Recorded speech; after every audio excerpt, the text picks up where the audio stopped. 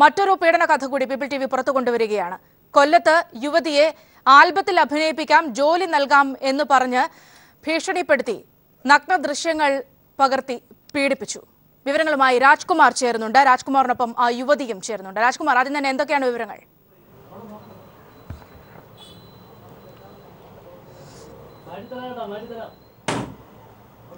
ഇതിൽ ആലപ്പുഴ സ്വദേശിനിയാണ് യുവതി ഇപ്പോൾ പരാതിയുമായി രംഗത്തെത്തിയിട്ടുള്ളത്. 2016 ആൽബത്തിൽ അഭിനയിപ്പിക്കാം എന്നുള്ള വാഗ്ദാനം നൽകിയും അതുപോലെ ജോലി വാഗ്ദാനം നൽകി ഖത്തറിലേക്ക് കൊണ്ടുപോയി. കൊല്ലം സ്വദേശികളായ 2 പേർ ചേർന്നാണ് കൊണ്ടുപോയത്. അവിടെ കൊണ്ടുപോയി ഫ്ലാറ്റിൽ താമസിപ്പിക്കുകയും ആ താമസിപ്പിക്കുന്ന അന്ന് തന്നെ ഇതിൻ്റെ കുളിക്കുന്നതിൻ്റെ നഗ്നചിത്രങ്ങൾ രഹസ്യ ക്യാമറയിലൂടെ പകർത്തി. എന്നിട്ട് ഇത് കാണിച്ചതിന് ശേഷം ആ ഫ്ലാറ്റിൽ വെച്ച് തന്നെ കൊണ്ടുപോയ ആ സ്ത്രീയുടെ ഡ്രൈവർ ഈ യുവതിയെ ക്രൂരമായി ബലാത്സംഗത്തിന് ഈ ബലാത്സംഗം ചെയ്യുന്നതിൻ്റെ ദൃശ്യങ്ങളും നഗ്ന ചിത്രങ്ങൾ മുഴുവനും രഹസ്യ ക്യാമറ മൊബൈൽ ഫോൺ ഉപയോഗിച്ചും രഹസ്യ ക്യാമറ ഉപയോഗിച്ചും ഇത് പകർത്തി. അത് പകർത്തിയതിന് ശേഷം ഇത് പുറത്തുവിടുമെന്ന് ഭീഷണിപ്പെടുത്തിക്കൊണ്ട് 100-ലധികം പേർക്ക് വേണ്ടി കിടക്ക പങ്കിടാൻ ഈ യുവതിയെ ഇവർ നിർബന്ധിക്കുകയും അതിന് വിധേയമാക്കുകയും ചെയ്തു. പിന്നീട് നാട്ടിലേക്ക് ഈ ഒരു വട്ടം വന്നപ്പോൾ തിരിച്ചു പോകാൻ മടി കാണിച്ചപ്പോൾ ഈ ദൃശ്യങ്ങൾ വാട്സപ്പിലേക്ക് അയച്ചു കൊടുത്തുകൊണ്ട് ഇത് സാമൂഹ്യ മാധ്യമങ്ങളിൽ പ്രചരിപ്പിക്കും, നാട് മുഴുവനും പ്രചരിപ്പിക്കും, ജീവിതം താറുമാറാക്കുമെന്നുള്ള ഭീഷണിപ്പെടുത്തിക്കൊണ്ട് വീണ്ടും ഈ യുവതിയെ ഖത്തറിലേക്ക് എത്തിക്കുകയും പിന്നീട് ബഹ്റിനിലും കൊണ്ടുപോയി ഇത് ആവർത്തിക്കാനും ശ്രമിച്ചു. ഇപ്പോൾ നമ്മളോടൊപ്പം യുവതി തന്നെ ഉണ്ട്. ഈ കാര്യങ്ങളെക്കുറിച്ച്, അതായത് ഇതിൽ എടുത്തു പറയേണ്ടുന്നത് 14-ാമത്തെ വയസ്സിലാണ് ഈ യുവതി വിവാഹിതയാകുന്നത്. 2 കുട്ടികളുണ്ട്. ആ വിവാഹത്തിൽ ഭർത്താവ് മറ്റൊരു പെൺകുട്ടിയുമായി ഒളിച്ചോടിയതിനെ തുടർന്നാണ് ഈ യുവതിക്ക് ഈ ദുർഗതിയെല്ലാം ഉണ്ടായി എന്നുള്ളതാണ് ഇതിൽ ഏറ്റവും ശ്രദ്ധേയമായ കാര്യം. ഒരു ജീവിതത്തിൽ 14-ാം വയസ്സിൽ ജീവിതം എന്താണെന്ന് തിരിച്ചറിയുന്നതിന് മുമ്പേ ഒരാളുടെ ഭാര്യയാകാൻ വിധിക്കപ്പെട്ടു. അയാൾക്ക് വേണ്ടി കിടക്ക പങ്കിട്ടു. ഒടുവിൽ 2 കുട്ടികളുടെ അമ്മയായി. ഏറ്റവും ഒടുവിൽ ഇതെല്ലാം കഴിഞ്ഞതിന് ശേഷം അയാൾ ഈ യുവതിയെ ഉപേക്ഷിച്ചു പോയി. പിന്നീടാണ് ഈ ഗതിയിലേക്ക് ഇവർ എത്തിച്ചേരുകയും ചെയ്തത്. ഇതിന് സമൂഹത്തിനും ഒരു പങ്കുണ്ട്. ഉറപ്പായും അവരിപ്പോൾ പരാതിയുമായി മുന്നോട്ട് പോകാനാണ് തീരുമാനിച്ചിട്ടുള്ളത്. ഇന്ന് തന്നെ പോലീസ് ഉദ്യോഗസ്ഥർക്ക് പരാതി നൽകാനും മുഖ്യമന്ത്രിക്കും ഉൾപ്പെടെയുള്ളവർക്ക് പരാതി നൽകാനാണ് തീരുമാനിച്ചിട്ടുള്ളത്. ആ യുവതി തന്നെ നമ്മളോട്, ഈ ഇര തന്നെ നമ്മളോട് ഇക്കാര്യങ്ങൾ വെളിപ്പെടുത്തും. എങ്ങനെയായിരുന്നു നിങ്ങൾ ഇത്തരത്തിലുള്ളൊരു ട്രാപ്പിൽ പെട്ടത്? അതിന് ആരാണ് ഈ ട്രാപ്പിൽ നിങ്ങളെ പെടുത്തിയത്? എന്തൊക്കെ സംഭവിച്ചു? ഞാൻ ആദ്യമായിട്ട് മെസ്സിൻ്റെ പരിപാടിക്ക് ദുബൈയിൽ പോയതാണ്. അവിടെ വെച്ച് സിറ്റികളിലെ രഹന എന്ന് പറഞ്ഞ പെൺകുട്ടിയാണ് ഖത്തറിലുള്ള അവരുടെ കൂട്ടുകാരി ഗുലാമി ഇക്ബാൽ എന്ന് പറഞ്ഞ ആളിനെയും അനിമോനെയും എനിക്ക് പരിചയപ്പെടുത്തുന്നത്. അവരുമായി ഫോണിലൂടെ 2-3 വട്ടം സംസാരിച്ചെങ്കിലും അവിടുത്തെ ജോലി ശരിയാകില്ല എന്നൊരു സംശയം തോന്നി ഞാൻ നേരെ നാട്ടിലേക്ക് വരികയായിരുന്നു. അന്നേരം നാട്ടിൽ വന്നു കഴിഞ്ഞപ്പം ഇവർ എന്നെ വിളിച്ചിട്ട് പറഞ്ഞ്, എൻ്റെ മോള് സീരിയലിലൊക്കെ അഭിനയിക്കുന്നുണ്ട്, നീ അതിൽ ടെൻഷൻ ആകണ്ട, നല്ലൊരു വേക്കൻസി ഇവിടെ കിട്ടും, ഇനി വരാൻ പറഞ്ഞ്. ഞാൻ അങ്ങനെ നാട്ടിൽ എനിക്ക് കടവും കാര്യങ്ങളും ഒക്കെ ഉള്ളത് കാരണം നിൽക്കാൻ പറ്റാത്ത കാര്യമായതുകൊണ്ട് ജോലിയൊക്കെ പറഞ്ഞുകൊണ്ട് നേരെ ഖത്തറിലേക്ക് കയറാൻ തീരുമാനിച്ച്. ഖത്തറിൽ ചെന്ന് ആദ്യത്തെ ദിവസം കുഴപ്പമില്ല. 2ാമത്തെ അന്നാണ് ഞാൻ കുളിക്കുന്ന കുളിമുറിയിൽ ഒരു ഇതിരിക്കുന്ന കണ്ട് ഞാൻ ചോദിച്ചു. അന്നേരം അവർ പറഞ്ഞത് അത് വെള്ളം ചൂടാകാനുള്ള പാത്രമാണ്, അല്ലാതെ നീ ടെൻഷൻ ആകണ്ട, ഗൾഫിൽ ആദ്യം ആയതുകൊണ്ടാണ് നിനക്ക് ടെൻഷനാണ്. ഞാൻ കുളിച്ചിറങ്ങിയതിൻ്റെ പിറ്റേന്ന് രാവിലെയാണ് എനിക്ക് ഈ കുളിസിയും കാണിച്ചിട്ട് പറഞ്ഞ്, ഇപ്പോൾ ഈ നിൽക്കുന്ന സാലിഹ് എന്ന് പറഞ്ഞ പയ്യനാണ്, അവനുമായിട്ട് ഇതായില്ലെങ്കിൽ ഞങ്ങളിതെല്ലാം യൂട്യൂബിലിടുമെന്ന് പറഞ്ഞു. ഞാൻ പറഞ്ഞു പറ്റത്തില്ലെന്ന് പറഞ്ഞു. ഇവൻ പറഞ്ഞു നിൽക്കലേ അല്ല, ഇയാൾ റൂമിൻ്റെ കതക് അടയ്ക്കുകയും പല രീതിയിൽ എന്നെ ഇതാക്കുകയും ചെയ്തു. അതെല്ലാം ഇദ്ദേഹം വീഡിയോ പിടിച്ചത് ഞാൻ അറിഞ്ഞില്ല. 2-3 വട്ടം കാണിച്ച് എന്നെ ഭീഷണിപ്പെടുത്തി. 2 ദിവസമൊക്കെ റൂമിലിരുന്ന് കരയുകയൊക്കെ ചെയ്തെങ്കിലും ഇവരുടെ ഇതിൽ വഴങ്ങേണ്ടി വന്നു. അങ്ങനെ ഒരു മാസം 10-100ഓളം പേര് എന്നെ ഇതാക്കി. അങ്ങനെ ഞാൻ നാട്ടിൽ വരുന്നതിൻ്റെ അന്ന് എന്നെ ഇവർ നാട്ടിലേക്ക് കയറ്റിവിട്ട്. ഞാൻ നാട്ടിൽ കയറ്റിവിട്ടതിന് ശേഷമാണ് ഇവർ സിമ്മ് മാറാൻ ഞാൻ തീരുമാനിച്ചു. അപ്പോൾ നാട്ടിലുള്ള മുരുകനെന്ന് പറഞ്ഞ ഒരാളിനെ കൊണ്ട് ഇവരെന്നെ വിളിപ്പിച്ചിട്ട് പറഞ്ഞ്, ഈ വീഡിയോ നാട്ടിൽ ഞാൻ മൊത്തത്തിൽ ഫ്ലാഷാക്കും, അതിനേക്കായി നല്ലത് വരുന്നയാ, പിള്ളേരുടെ ഭാവി അനിയത്തിയുടെ ജീവിതം എല്ലാം പോകുമെന്ന് പറഞ്ഞ്. പേടിച്ചിട്ട് ഞാൻ അങ്ങനെ വീണ്ടും ഖത്തറിലേക്കുള്ളവരെ വിളിച്ചിട്ട് ഞാൻ പറഞ്ഞു, നിങ്ങളിങ്ങോട്ട് ഇഷ്ടം പോലെ ചെയ്യാൻ പറഞ്ഞു. അങ്ങനെ അവരടുത്ത വിസയും ടിക്കറ്റ് എനിക്ക് ഇട്ട് തന്ന്. 2ാമത് 1 മാസം പോലും ഞാൻ നാട്ടിൽ നിന്നില്ല. എന്നെ വീണ്ടും അവർ കൊണ്ടുപോയി. അങ്ങനെ വീണ്ടും ഇങ്ങനെ ആയപ്പോഴത്തേക്ക് ഇവരുടെ ഒരു സഹോദരൻ അവിടെ റൂമിൽ വന്ന സമയത്ത് ഞാൻ ഇദ്ദേഹത്തിനോട് സ്നേഹം കാണിച്ചപ്പോഴത്തേക്ക് ഇദ്ദേഹം എന്നോട് അടുത്ത്, അങ്ങനെ ഞാൻ ഇദ്ദേഹത്തിനോട് വിവരം പറഞ്ഞു, ഇതേപോലെ നിങ്ങളുടെ പെങ്ങൾ ഇവിടെ ബ്യൂട്ടി പാർലർ ഒന്നും നടത്തുമല്ല, എന്നെയും വെച്ചിതാക്കുക, നിങ്ങളുടെ സഹോദരിയുടെ ഒറിജിനൽ ഭർത്താവൊന്നും അല്ല ഈ അനിമോനെന്ന് പറഞ്ഞത് എന്ന് പറഞ്ഞപ്പം ഗുലാമി അനിമോനും എന്നെ ഒരുപാട് തല്ലുകയൊക്കെ ചെയ്ത്. ഇതിൻ്റെ ഇടയ്ക്ക് അനിമോൻ എന്തോ കാര്യത്തിന് വേണ്ടി നാട്ടിൽ 10 ദിവസം വന്ന് ആ സമയത്ത് ഗുലാമി എന്നെ ഒരുപാട് ഉപദ്രവിക്കുകയും ചെയ്തിട്ട് അവിടെ തന്നെ നിർത്തി. അങ്ങനെ ഈ ആങ്ങളെന്ന് പറഞ്ഞ ആൾ എന്നെ അവിടുന്ന് രക്ഷപ്പെടുത്തി. അവിടുന്ന് ഞാൻ ആഗസ്റ്റ് 2-ാം തീയതി നാട്ടിൽ വന്ന് പിന്നെ പോകുന്നില്ല എന്ന് പറഞ്ഞതാണ്.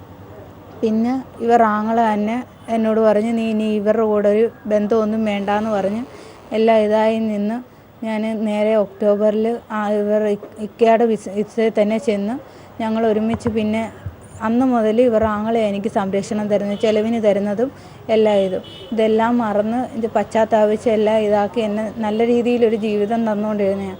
അങ്ങനെ വീണ്ടും എന്നെ ഇവർ ഭീഷണിപ്പെടുത്തി സജിന എന്ന് പറഞ്ഞൊരു പെൺകുട്ടിയുടെ കെയറോഫിൽ ബഹറിൽ ഇതാക്കി. സജിനായും ഷംനായും അതിൻ്റെ അങ്ങനെ അവർ ബഹറിനിലേക്ക് കൊണ്ടുപോയി. ബഹറിനി ഞാനങ്ങനെ എനിക്ക് പറ്റാഞ്ഞിട്ട്, കാരണം ഞാനിപ്പോൾ ഒരാളുമായിട്ട് ജീവിതം തുടങ്ങിയിട്ട് ഇതിങ്ങനെ പറ്റാത്തതുകൊണ്ട് അവിടുന്ന് എന്നെ രക്ഷപ്പെടുത്തി എംബസി വഴി നാട്ടിലെത്തിച്ച്.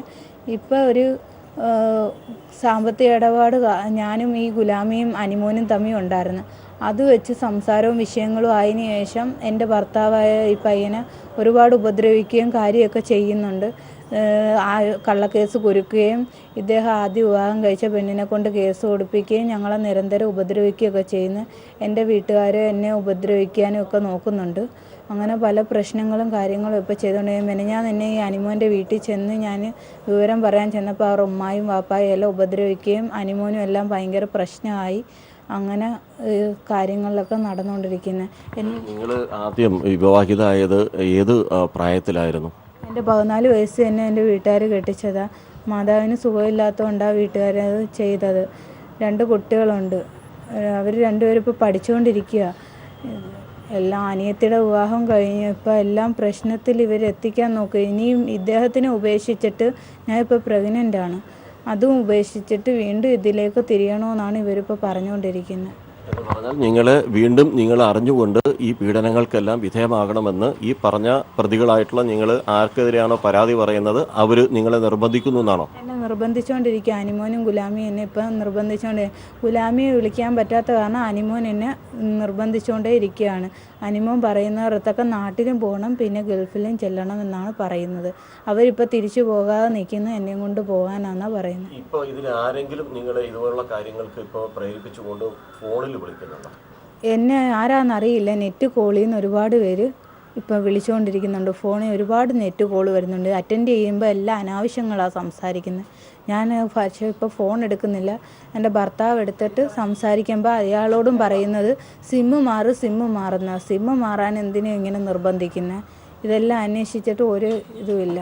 ഇപ്പം പുറത്തിറങ്ങാൻ പറ്റുന്നില്ല. വീട്ടിൽ നിന്ന് പേടിച്ച് പെരയ്ക്കകത്തിരിക്കേണ്ട അവസ്ഥയായതുകൊണ്ടാണ് ഞങ്ങളെ കൊല്ലുമെന്നാണ് ഭീഷണിപ്പെടുത്തിയേക്കുന്നത്. ഇതിൽ നിങ്ങൾ ഈ പീഡനങ്ങൾക്കെല്ലാം വിധേയമായപ്പോൾ ഏതെങ്കിലും തരത്തിൽ രക്ഷപ്പെടാനുള്ളൊരു ശ്രമം നടത്തിയിരുന്നോ? എങ്ങനെയാണ് നിങ്ങൾ വീണ്ടും ഈ ട്രാപ്പിൽപ്പെട്ടത്? ഞാൻ രക്ഷപ്പെടാനൊക്കെ നോക്കി, പക്ഷേ വരുന്നവരോടൊന്നും പറഞ്ഞിട്ട് കാര്യമില്ല. കാരണം മലയാളികൾ അവർ അവിടെ കിടന്ന് കഷ്ടപ്പെട്ട പൈസ കൊടുത്തിട്ടാണ് വരുന്നതെന്നാണ് അവർ പറയുന്നത്. അപ്പം നമ്മൾ അതിന് നിർബന്ധിതരായേ പറ്റൂ. പിന്നെ നാട്ടിൽ വന്നിട്ട് ഫോണിൻ്റെ നമ്പർ ഞാനിപ്പോൾ ഏകദേശം 6-7 സിമ്മോളം ഈ ഒരു വർഷത്തിൻ്റെ മുമ്പും ഇടയിൽ മാറിയിട്ടുണ്ട്. ഞാൻ നാട്ടിൽ വന്ന് 3 മാസം നിൽക്കയിൽ എത്ര സിമ്മ് മാറിയിട്ടുണ്ട്. അതെല്ലാം എൻ്റെ ID വെച്ചെടുത്തെല്ലാം ഞാൻ മാറുകയാണ്. എത്ര പേർ നിങ്ങളെ പീഡിപ്പിച്ചിട്ടുണ്ട്? 10-120ഓളം പേര് എൻ്റെ അറിവിൽ എനിക്ക് അങ്ങനെ. ഇതെല്ലാം ഈ പറയുന്ന പ്രതികൾ നിങ്ങളെ ഭീഷണിപ്പെടുത്തി ഈ ചിത്രങ്ങൾ പുറത്തുവിടുമെന്നുള്ള ആ സമ്മർദ്ദത്തിൻ്റെ അടിസ്ഥാനത്തിലായിരുന്നോ ഈ പീഡനത്തിന് വിധേയമാക്കിയത്? എല്ലാം അങ്ങനെ തന്നെ ചെയ്തിട്ടുള്ളൂ. എനിക്ക് സ്വന്തം ഇഷ്ടപ്രകാരം ഇങ്ങനെ ചെയ്യേണ്ട ഒരവസ്ഥയല്ല. ഞാൻ വിദ്യാഭ്യാസത്തിന് പിന്നെ ആൽബത്തിൽ അഭിനയിക്കാൻ ഇതുള്ളതുകൊണ്ട് ഞാൻ ചെയ്തിട്ടുമുണ്ട്. അത് ഇതായിട്ട് ചെന്നതാണ്. പക്ഷേ ജോലിയൊക്കെ വാഗ്ദാനം ചെയ്ത് പക്ഷേ ഇവർ ഈ സീൻ ഇരിക്കുന്നിടത്തോളം രക്ഷപ്പെടാൻ പറ്റാത്ത ഒരവസ്ഥയായിരുന്നു. കുളിക്കുന്ന സീന് ഇതായിട്ടുള്ള സീന് ഒക്കെ ഇവർ എടുത്തു വെച്ചിരിക്കുന്നത്. ഡ്രസ്സില്ലാത്ത എല്ലാം എടുത്തു വെച്ച് പുറത്ത് വന്നു കഴിഞ്ഞാൽ പിന്നെ ജീവിക്കാൻ പറ്റില്ലല്ലോ. അത് പേടിച്ചിട്ട് ചെയ്തതന്നേ ഉള്ളൂ. പിന്നെ ഇത് ഇടയ്ക്ക് പോലീസ് ടെസ്റ്റൊക്കെ എഴുതിയിരുന്നു? ഞാൻ ടെസ്റ്റ് എഴുതിയിരുന്നു, പഠിച്ചുകൊണ്ടിരിക്കുകയായിരുന്നു. ഇപ്പോൾ +2ൻ്റെ എക്സാം സാക്ഷരതാ മിഷൻ വഴി എഴുതുന്നുണ്ട്. പഠിപ്പിച്ച ടീച്ചേഴ്സിനൊക്കെ ആഗ്രഹമാണ് പഠിച്ചൊരു ജോലി മേടിക്കണമെന്ന്. പോലീസ് ടെസ്റ്റ് എഴുതി കഴിഞ്ഞാണ് എനിക്കൊരു ഓവറി ഓപ്പറേഷൻ ഉണ്ടായിരുന്നു. അങ്ങനെ എനിക്കതെല്ലാം നഷ്ടപ്പെട്ട് ഇപ്പം ഞാൻ വീണ്ടും പരീക്ഷയിലേക്ക് പോകണമെന്നാണ് താല്പര്യം. ഇതിൻ്റെ ഇടയ്ക്ക് ഈ ഭീഷണികൾ കാരണം ഒന്നും ചെയ്യാൻ പറ്റുന്നില്ല, പുറത്തിറങ്ങാൻ പറ്റത്തില്ല. ഇപ്പം വീട്ടിനുള്ളിൽ തന്നെ ഇരിക്കുന്ന അവസ്ഥയാണ്. ഞാൻ ആത്മഹത്യക്ക് ഒരുപാട് ശ്രമിച്ചിട്ടുണ്ട്. കാരണം ഇവരിങ്ങനെ വിളിച്ച് എൻ്റെ ഉടുപ്പിൽ താമസിക്കുന്ന പയ്യനോട് വിളിച്ചിട്ട് പറയുന്നത് നിൻ്റെ പെണ്ണ് ഒരുപാട് പേരുടെ പോയതാണ്, അങ്ങനെയാണ് ഇങ്ങനെയാണെന്ന് പറയുമ്പോൾ ഞങ്ങൾ തമ്മിലൊരു പ്രശ്നമായി. അങ്ങനെ വനിതാ സെല്ലിലൊക്കെ ഞാൻ ഒരു പരാതി കൊടുക്കുകയൊക്കെ ഉണ്ടായി. ആത്മഹത്യ ചെയ്യാനൊക്കെ ശ്രമിച്ച് എൻ്റെ ശരീരം മൊത്തം വെട്ടുമുറിയുടെയും പാടൊക്കെ കണ്ട് ഡോക്ടറൊക്കെ എന്നെ കൗൺസിലിങ്ങിനൊക്കെ ഇതായപ്പോൾ എല്ലാം പറഞ്ഞു. അങ്ങനെ എൻ്റെ കൂടെയുള്ള ആളിപ്പോൾ എൻ്റെ ധൈര്യത്തിൽ നിൽക്കുന്നതുകൊണ്ട് കുഴപ്പമില്ല. അയാളെയും മെനഞ്ഞാന്ന് ഉപദ്രവിക്കുകയാണ് ചെയ്തത്, എന്നിൽ നിന്നും വിട്ട് മാറണമെന്ന്. ഇപ്പോൾ ഈ കുഞ്ഞിനെ ഉപേക്ഷിക്കണം, ഞാൻ ഇവരുടെ കൂടെ തിരിച്ച് ചെല്ലണമെന്നാണ് ഇവരുടെ നിഗമനം. ഇതാണ് ഇന്ന് വനിതാ ദിനം കൂടിയാണ്. ആ ദിനത്തിൽ ഇന്ന് സമൂഹം മുഴുവനും ചർച്ച ചെയ്യുന്ന പ്രായം, ഇപ്പോൾ നമ്മുടെ മുമ്പിലിരിക്കുന്ന യുവതിക്ക് 23 വയസ്സാണ് പ്രായം. 14-ാം വയസ്സിലാണ് വിവാഹിതയാകുന്നത്. ഏതാണ്ട് 16-17 വയസ്സിൽ കുട്ടിക്ക് ജന്മം നൽകി കഴിഞ്ഞു. അപ്പോൾ പ്രായപൂർത്തിയാകാത്ത ഒരു പെൺകുട്ടിയെ വിവാഹം ചെയ്തയച്ചു. അതൊന്ന്. 2, അയാൾ പിന്നീട് ഉപേക്ഷിച്ചു. വിവാഹിതനായാൽ കല്യാണം കഴിച്ച ആൾ തന്നെ ഉപേക്ഷിച്ചു പോയി മറ്റൊരു പെൺകുട്ടിയുമായി പോവുകയാണ് ഉണ്ടായത്. അതിനുശേഷം നിരന്തരമായ ശാരീരിക മാനസിക പീഡനങ്ങൾക്കാണ് ഈ യുവതി ഈ കാലമത്രയും വിധേയമായിക്കൊണ്ടിരിക്കുന്നത്. ഇപ്പോൾ യഥാർത്ഥത്തിൽ ദാമ്പത്യ ജീവിതം എന്താണെന്ന് അറിഞ്ഞ് ആ ജീവിതത്തിലേക്ക് കാൽവെച്ച് മുന്നോട്ട് നീങ്ങുമ്പോൾ അതിൽ 3 മാസം ഗർഭിണി കൂടിയാണ് ഈ യുവതി. ഈ സാഹചര്യത്തിലും ജീവിക്കാൻ അനുവദിക്കില്ല. ഈ രംഗത്തേക്ക് തന്നെ ഇനി മടങ്ങി വരണം. ഇനിയും ഈ ദൃശ്യങ്ങൾ തങ്ങൾ പുറത്തുവിടും. ഇനി ഇതുപോലുള്ള കാര്യങ്ങൾക്ക് തങ്ങളുടെ നിർബന്ധത്തിന് വഴങ്ങി ലൈംഗികമായിട്ടുള്ള ആ വേശ്യാവൃത്തിക്ക് നിർബന്ധിച്ച് ഇവരെ കൊണ്ടുപോകുന്ന സ്ഥിതിയിലേക്കാണ് ഇപ്പോൾ കാര്യങ്ങൾ പോയിക്കൊണ്ടിരിക്കുന്നത്. ഇന്ന് തന്നെ യുവതി മുഖ്യമന്ത്രിക്കും പോലീസിനും പരാതി നൽകാനാണ് തീരുമാനിച്ചിട്ടുള്ളത്. അതായത് രാജ്കുമാർ, നിലവിൽ ഇപ്പോഴും ഈ ഒരു ഭീഷണി നിലനിൽക്കുന്നുണ്ട്. അതിൻ്റെ ഒരു ഭയാശങ്ക ഈ യുവതിയുടെ വാക്കുകളിലുമുണ്ട്. ഏതെങ്കിലും തരത്തിൽ ഇതിനു മുൻപ് പോലീസുമായോ അല്ലെങ്കിൽ നിയമപരമായ ഏതെങ്കിലും രീതിയിൽ ഇതിൽ പരാതിപ്പെടാനോ അങ്ങനെ വല്ലതും ഒരു ഇനിഷ്യേറ്റീവ് യുവതിയുടെ ഭാഗത്തു നിന്നും ഉണ്ടായിട്ടുണ്ടോ?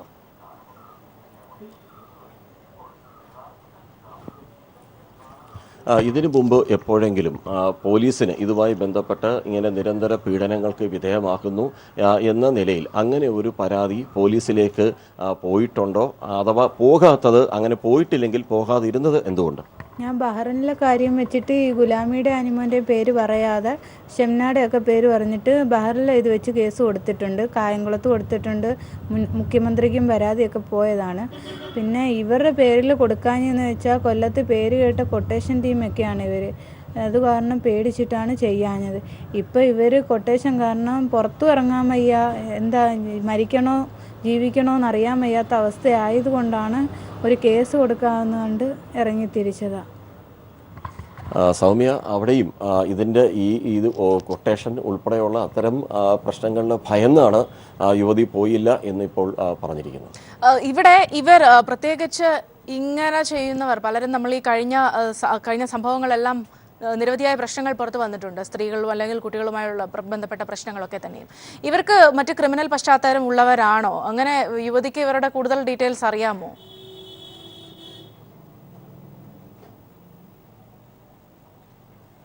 ഈ പ്രതികൾ, ഈ ഗുലാമി, അനിമോൻ, ഇവർ രണ്ടുപേരുടെയും ഒരു പശ്ചാത്തലം എന്താണ്? അവർ ക്രിമിനൽസ് ആണോ? ഇവരെത്ര വർഷമായി ഇതേപോലെ എത്ര പെൺകുട്ടികളെ, ഇതുപോലെ യുവതികളെ ഇവർ ഇതിൽ പ്രേരിപ്പിച്ചിട്ടുണ്ട്? അങ്ങനെ ആരെങ്കിലുമൊക്കെ ഇവരുടെ പിടിയിലുണ്ടോ? ഞാൻ ഗൾഫിൽ ചെന്നതിന് ശേഷം ഏകദേശം 4-5 പെൺകുട്ടികൾ ഇതിന് വന്നിട്ടും പൈസ വാങ്ങി തിരിച്ചു പോയിട്ടുമുണ്ട്. അല്ലാതെ പീഡിപ്പിച്ചതായിട്ടൊന്നും എനിക്കറിയില്ല. ഇവരങ്ങ് ഭയങ്കര, ഒരു പെൺകുട്ടി വന്ന് ആ പെൺകുട്ടിക്ക് ബിസിനസ് ഇല്ലയെന്ന് പറഞ്ഞ് അവളെ നിർബന്ധിച്ച് കയറ്റി വിട്ട്. എറണാകുളത്തുള്ള ഒരു കുട്ടിയാണ് അവളെ അങ്ങനെ കയറ്റി വിടുന്നതായിട്ട് എനിക്കറിയാം. ആ സമയത്തൊന്നും എനിക്കൊന്നും മിണ്ടാൻ പറ്റാത്ത അവസ്ഥയാണ്. പിന്നെ അനിമോനെന്ന് വെച്ചാൽ പേപ്പെട്ടി അനി എന്നാണ് അറിയപ്പെടുന്ന, കൊട്ടേഷനാണ്. ഗുലാമി എന്ന് വെച്ചാൽ അവരുടെ ആങ്ങളമാരെല്ലാം ഇത് തന്നെ കുത്താനും വെട്ടാനും ഇതിൽ പേടിയില്ല. നമ്മുടെ വീട്ടിൽ വന്നിട്ടൊക്കെ ഉണ്ട്. മോനും ഒക്കെ അങ്ങനെയൊക്കെ തന്നെ ഉള്ള ആൾക്കാരാണ്. അപ്പോൾ അതൊരു പേടി മാത്രമേ എനിക്കുള്ളായിരുന്നു. ഇവർ വഴി വെച്ച് എന്നെ ചെയ്യുന്ന എനിക്ക് സഹിക്കാം, വീട്ടുകാരെ വല്ലതും ചെയ്യുമെന്നുള്ള പേടിയായിരുന്നു എനിക്കുള്ളത്. ഇതിൽ ഇനിയിപ്പോൾ പരാതിയായിട്ട് മുന്നോട്ട് പോകാനാണോ തീരുമാനിച്ചിട്ടുള്ളത്? ഇനിയിപ്പോൾ പരാതിയായിട്ട് മുമ്പോട്ട് പോകാനാണ്. കാരണം ഇതും നോക്കിയിരുന്നാൽ എനിക്കുള്ള ജീവിതവും നഷ്ടപ്പെടും. ഒന്നെങ്കിൽ ജീവിക്കുക, അല്ലെങ്കിൽ ഇവർ കൊല്ലട്ടെ. ഇതാണ് ഇപ്പോഴത്തെ തീരുമാനം. അല്ലാതെ ഇനി ഇതിലേക്ക് എന്തായാലും പോകുന്നില്ല. സൗമ്യ, ഈ വാക്കുകൾക്കപ്പുറത്ത് നമുക്ക് ഒന്നും പറയാനില്ല. രാജ്കുമാർ, സ്വാഭാവികമായും ഇനിയും വേണ്ടത് ഇവർ ഈ പ്രതികളായിട്ടുള്ളവർ പിടിക്കപ്പെടുക, അല്ല അവരെ നിയമത്തിന് മുമ്പിലേക്ക് കൊണ്ടുവരിക എന്നുള്ളതാണ്. പക്ഷെ അവിടെയും വലിയൊരു പ്രശ്നം നിലനിൽക്കുന്നത് ഈ യുവതിക്ക് എത്രത്തോളം ഇവരെ കണ്ടെത്തുന്നതിന് സഹായകരമായ കാര്യങ്ങൾ ഒരുപക്ഷെ കേസുമായി ബന്ധപ്പെട്ടൊക്കെ ആ വിധത്തിലേക്ക് പോകുമ്പോൾ അത് എത്രത്തോളം സാധ്യമാകുമെന്നുള്ളതാണ്. ഇത്തരത്തിലുള്ള കാര്യങ്ങൾ അതേക്കുറിച്ച് അവർക്ക് പറയാനുള്ളത് എന്താണ്? നിയമത്തിന് മുന്നിലേക്ക് അവരെയൊക്കെ കൊണ്ടുവരാനുള്ളൊരു അതിൻ്റെ ഒരു പ്രതീക്ഷ എത്രത്തോളം ഉണ്ട് അവർക്ക്?